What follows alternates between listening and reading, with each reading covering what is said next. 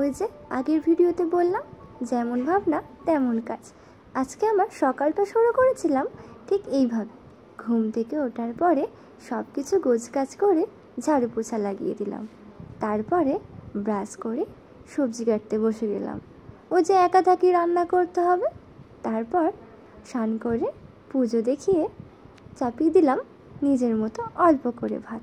একদিকে ভাত হচ্ছে হোক, আর একদিকে আমার সব থেকে ফেভারিট আমার চা। তারপর ব্রেকফাস্ট করে সব কিছু গুছিয়ে রেখে লাঞ্চ প্যাক করে চলে গেলাম আমি আমার প্রতিদিনের গন্তব্যে। ওই পায়ে হেঁটে 10 মিনিট লাগে।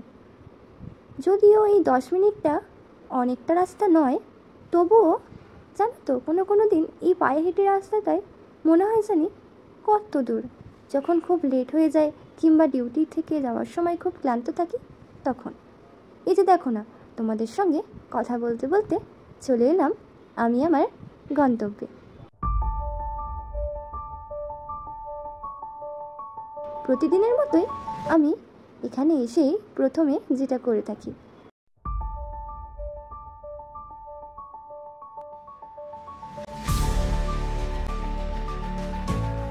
আমার ডেস্ক থেকে বাইরের দৃশ্যটা খানিকটা এমন ছিল। তারপর ডিউটি থেকে ফিরে বাড়ি এসে রাতের ডিনারের জন্য বানিয়েছিলাম অল্প বেগুন পোড়া। যদিও এতে আমার অ্যালার্জি আছে, তাও রিস্ক নিলাম।